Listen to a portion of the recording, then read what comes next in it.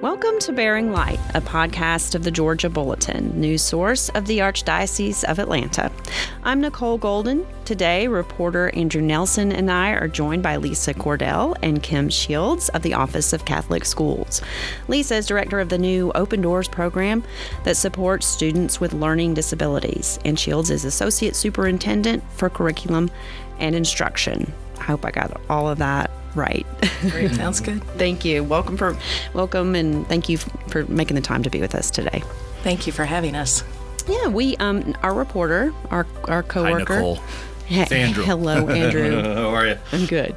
Our fellow reporter, Natalia Duran, recently did a feature on Open Doors. Yeah, and it got a lot of interest from the readers of the Georgia Bulletin. So we thought we would go right to the source to invite our education experts to Bearing Light to tell us about the program. So again, welcome. Thank you. Yeah. So maybe we can just start. What is the program? So Open Doors is a program for students with intellectual disabilities in our Catholic schools where we modify curriculum to service their needs on a case-by-case basis.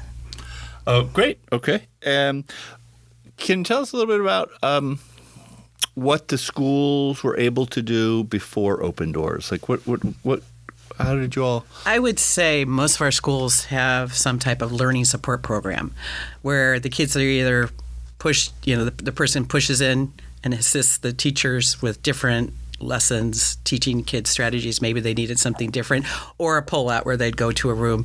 We have some schools that do it automatically in the primary grades, just depending on their staffing. But it was limited, and it definitely was not modifying the curriculum. It was accommodating their needs. So maybe helping them with more time on a test. There's a lot of that throughout our schools. And every school is different because some schools have more people because of their size versus some schools where they only have one person, or the teachers and the aides are doing the actual accommodations. So we have a variety of types of programs at our schools. So really what sparked the broadening of what we can do for families who have children with learning differences and disabilities? What sparked that kind of let's expand it? So actually it started a number of years ago when I was principal at one of our schools, and we had some students who had Down syndrome that really were not able to be successful in our school. And I had their siblings already come through the school. And speaking to the parents, they were curious as to when the Archdiocese would be able to accommodate their child. And that was really the spark for me. And I worked with our former superintendent, Diane Starkovich, and we developed a program at my school. And it took us about 3.5 years to get everything in place. And we did welcome a student with Down syndrome to our school. So that's what sparked it for me. And what were some of the challenges that, for parents, sometimes, they want desperately what's best for their child. But what were some of the stumbling blocks from the Archdiocesan perspective? Staffing, and I imagine could have been an issue. Staffing. Our visits this year, staffing has been the biggest issue. But Lisa and I collaborate very well as far as, okay, you have this staff. Let's figure out how we can make this work for your school. And so that's been. We've been able to get it started at some schools because we were able to kind of think out of the box and help them creatively come up with a way to make it work. But staffing is a huge issue. Kind of a reimagining of maybe what a teacher exactly. Or the use of different people in their school sites, for sure. Most of our schools have some sort of resource staff, but some of our schools don't. They don't have a single resource teacher, and we have been able to go into those schools and as Kim said, creatively find a solution for some students that wouldn't have been able to stay at our schools otherwise. I see Andrew here. He's done a lot of research. He has that 1 in 5 students have some special needs. I guess that might be a nationwide statistic. That's Andrew? right. Yeah. Okay, but is that what is Atlanta a good example of that? Is that kind of maybe what you'd see probably in Atlanta, and how significant of an issue was this for our families? I would say that's probably about average. About 20% of our staff, our students, do have some type of disability, whether it is an ADHD diagnosis or whether it is dyslexia or whether it is a student with Down syndrome. I think if we cataloged our schools and said, what's the disability rate at your school? It would be somewhere between 10 and 20%. So wide impact, really. Yeah. And what are you hearing from parents now, particularly of these students and other students? The parents that we meet with, because we generally go out and meet with the parents at the schools, they're so appreciative that this is an option for their children because they so want to keep their kids in Catholic schools. For the faith formation. So they're so appreciative.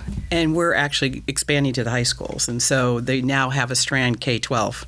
So we have a continuum all the way from beginning to ending in our system. So that part is huge. So there's no disruption, after you finish 8th grade. There's a home for you to go to, exactly. I would imagine that's super important for these families. How many grade schools, I guess, participate or are starting? Because you're just kind of new, right? We are new. Yeah. How many started at the beginning of the school year, would you say you had open doors, and how many next year, would you guess? So we have 16 archdiocesan schools. Yes. 1 K or pre-K 12, Yep. 2 high schools, so 13 elementary schools. And we currently have 13 of the 16 schools in some form of open doors. Oh, wow. We have 7 schools who have students in open doors. So you have 13 schools that are open door ready, so to speak. Mm-hmm. Now you're just waiting for the students to show up. Exactly. Right. But you have 7 that are actively enrolled students and so forth. Oh, that's wonderful. Correct. Well, and just from when Lisa and I started doing this last year, our whole attitude was they're all open door schools. Yeah. Really, you're part of the Archdiocese, you're an open door school. We just need to figure out how to help you get there so your program is in place. Yeah. And how to let the families know that's the case. Mm-hmm. Right. Okay. Yeah. Okay. A lot of times that, Nicole, is done through the administration and through the resource teachers and the teachers at the school. They will say, oh, well, let's look at an open door situation for your child.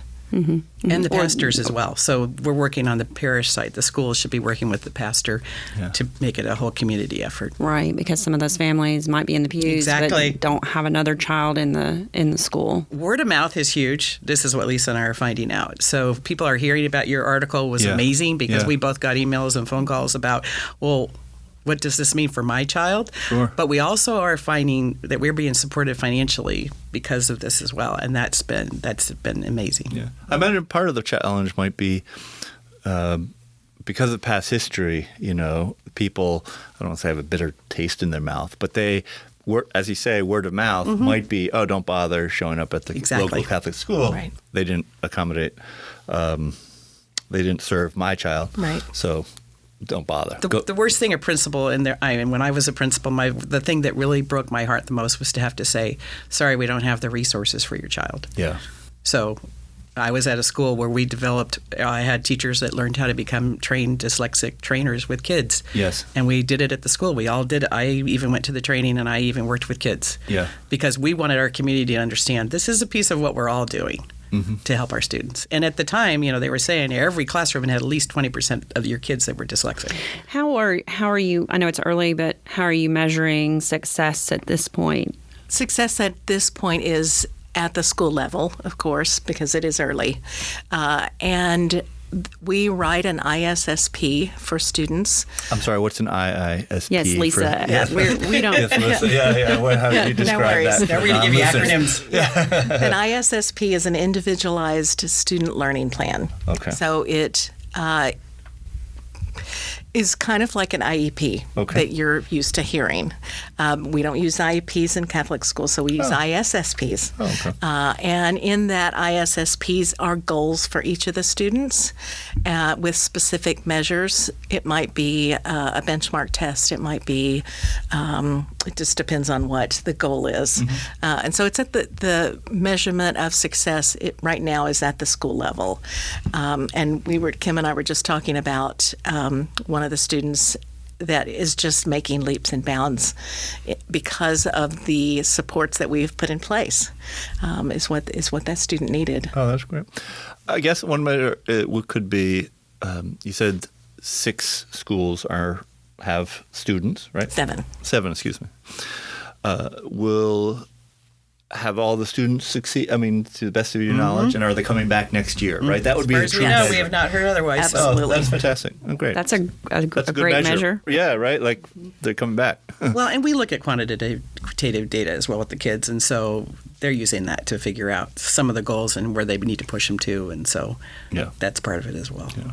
When we talk about success, also, Lisa, and this goes to the Catholic teaching about how we welcome others, but aren't there impacts on the whole school community and the other children who might be more typical learners? Absolutely. That is one of the things those are those soft skills that it's hard to teach, but it's easy to model.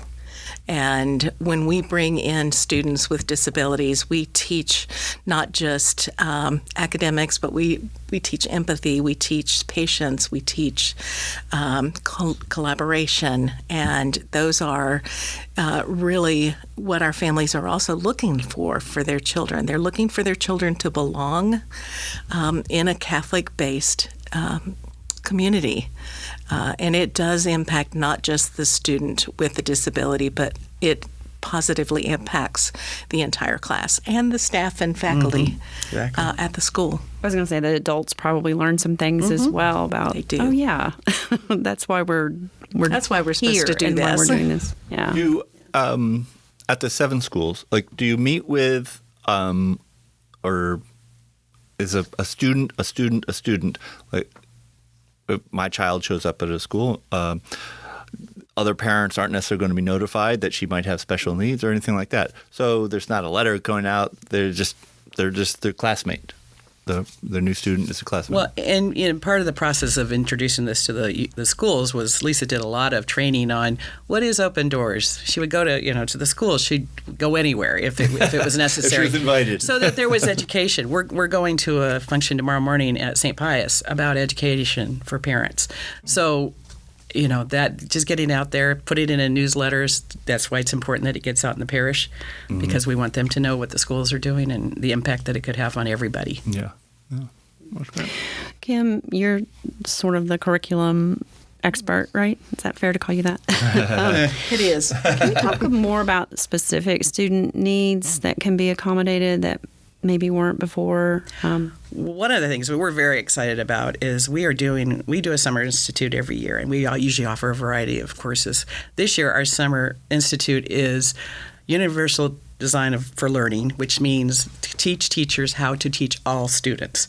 And they're going to give them the skill set that they're going to be able to really figure out, differentiate how to teach to their different types of learners. It's a great program for schools that have support programs, but it's really a great program for all students to learn. So what we realized is we needed to give the teachers tools, even the regular ed teachers that are going to have these kids. So they'll have a better understanding of, I have this lesson. I know how to move it up to the highers and how to teach to my middles, but how am I going to move it so that it will I'll meet their needs? At the same time. Exactly. And how you do it in a classroom setting, it should just open up the doors for some of these teachers, because that's the biggest issue. Regular ed teachers are not special ed teachers. We're not trained that way. We're trained a certain, special ed, they learn a whole different skill set. So we're providing them with some tools because that's what we felt they needed the most. We need everybody to be on the same page with how to teach all kids. And this is good teaching for everybody, but will really help with the kids that are going to need the extra. But a benefit to all students. Absolutely. Every one of them is different. So you're going to see this summer, we have 2 days here in July. We're probably going to have over 200 educators here downstairs for a 2-day training. And we've changed the whole way we're doing it, just because I think from the arch level, this is an archdiocesan initiative. So on my end, I'm trying to support the archdiocese initiative with something that we can use that's going to help everybody. Yeah. So that's kind of the method of our madness here. What type of student can be serviced? That's a good question. Yeah, it is. And it's a really good question. So, our student profile, if you will be a student who can express their needs, who can have daily living capabilities, has some expressive language, and can go to school in an atmosphere with a lot of people, and be able to function. We are going to service kids from a Down syndrome situation where their academics is going to be different than the other students in the classroom. And that will be they will be included in at least 80% of the day. There will be some pull-out for probably math and reading, but the rest of the day we expect those students to be in the regular classroom, learning with all their peers. So that could, maybe a child has some sensory issues, but as long as, they can deal with some of the environmental aspects of a classroom. Yeah, some of those sensory issues will be accommodated. Like if you're in a gym for a pep rally, some of your sensory kids need headphones. Or they need to sit in the PE office or something where it's not so loud. Do something different for a while. It'll just be different. Well, and Lisa's school it was a sensory room. So one of the things we're doing is it gives the kids that might need that a 10-minute place or 5-minute place to go and just have some time before they go back to the classroom. Maybe something is So that's something schools could look at, a sensory room. We've already talked to several schools and suggested if they have the room, and they've shown us. We have one, there was a school up in Rome, and they already have a room identified for it's going to be their sensory room. So those are tools, and those can be used with a lot a not just our and adults. You know what I mean? Yeah, exactly. Yeah, you might find some teachers in the sensory room. Could we get one of those? But school days can be stressful, so that I would think that would be a great oasis. Anxiety is one of the things we're seeing grow at all the age levels, and very young now. Oh wow, that could be a separate. I'm sorry, what? Anxiety. Oh, that could be a kids. separate podcast. Yes, it could. Yes. There's lots of books being written about that right now. My goodness, because it's an issue for schools. So we've talked about.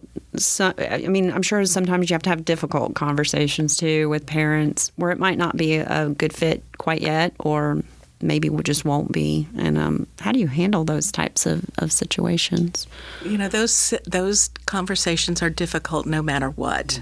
But we have found that being transparent and coming from a place of our Catholic faith and our love for kids helps those conversations to become easier.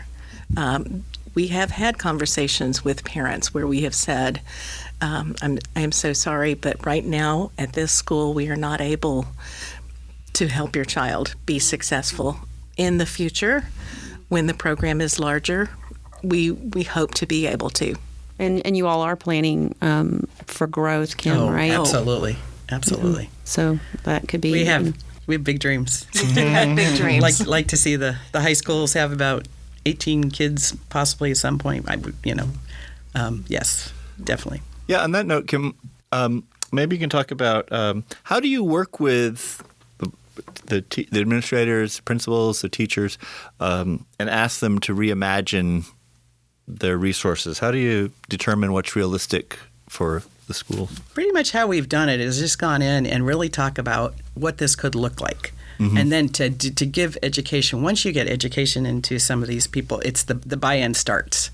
Because I think deep down, especially Catholic educators, we so believe that every child is a child of God and deserves Catholic education. I think it's just a premise of what we do. I found that we have probably opened the eyes of a lot of people to that vision just over time without even talking to them about taking a child. Sometimes we start the conversation because they have a child they want to talk to us about. But I think those meetings, I'll be honest, Lisa and I are very enthusiastic and passionate about this whole program. And between the two of us, we find the words. It's God helping us with this message. But I do believe we've been able to be successful. St. Pius has been a huge partner to work with this year. So BT, we've had some growth there and some movement there. St. Mary's Academy has one of the kids. They're already doing open doors.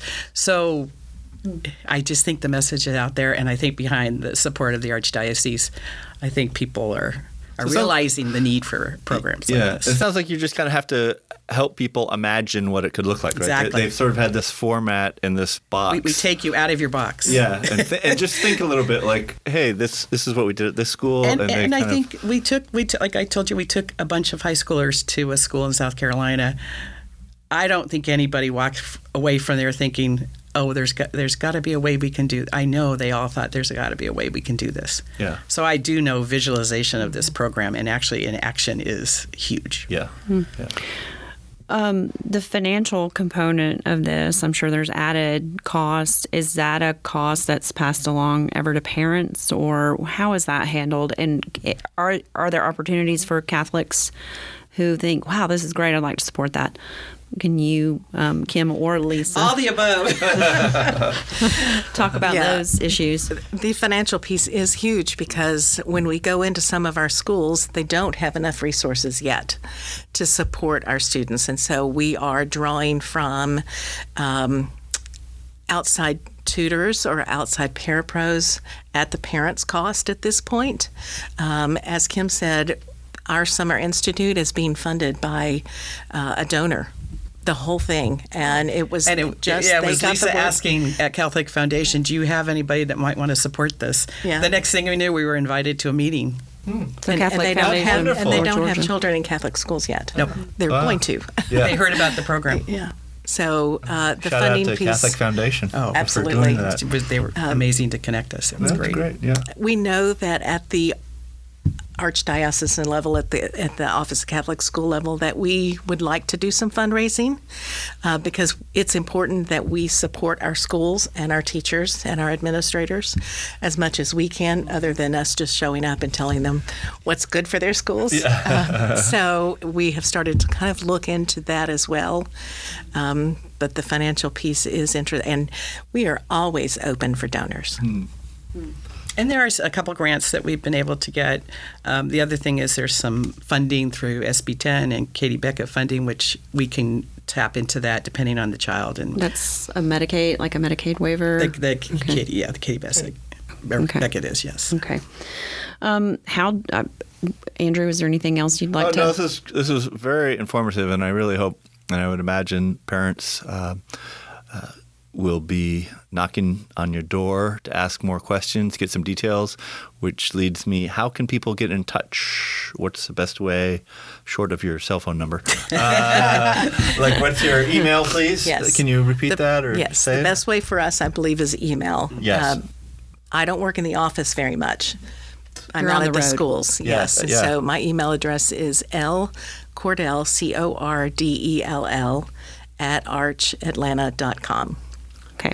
That's Cordell at ATL or Arch ATL. Atlanta? RJTL. ArchATL. Arch- Sorry. No, that's fine. No, We'll it's great. put No, those that's in the good. show notes too. Yes, it's archatl.com. Yes. Perfect. Great. And also, readers are reminded to check out Natty's story on Yes. georgiabulletin.org about open doors that highlighted one student in particular, I believe at St. Mary's Academy. St. John Newman. Or it was St. John Newman. Yeah, Gosh, yeah. I'm getting memory fog. But yeah, it was a great story. And, whatever we didn't talk about today can maybe fill in some gaps for Yeah. readers. And But, parents should definitely reach out to you. I mean, even if I know some of the school enrollments might have, this is kind of late in the game to enroll, but they can get ready for the following school year. Well, and that's what we're seeing. Like, we're hearing from one of the family has a 1-year-old. Oh, We're already hearing from people that have young kids that are not even close, but they are excited about the opportunities. Well, That's and fantastic. it's not too soon to plan for. We all know kids grow fast, and just to have a plan ready to go, particularly for children that are might be facing, because they get early interventions. Exactly. Yeah, get them And on reaching the out track. to the schools as well to ask if they have a program.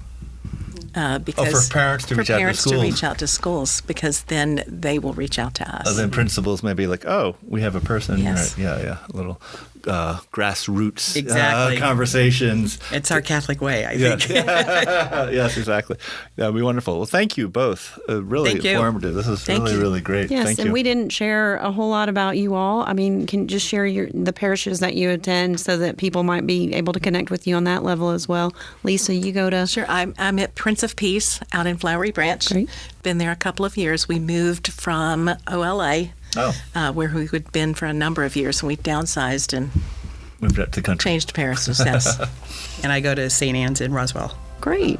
Well, maybe people will find you there as well. Yes. We'd be happy to talk to anyone Oh, who's I interested. imagine. You got to be the best ambassadors for the program, I can imagine. We're trying hard. That's wonderful. Thank you both again for joining us. And a reminder to listeners to find the latest Catholic news at georgiabulletin.org and listen to new Bearing Light podcast episodes on the first and third Mondays of each month, wherever you like to listen.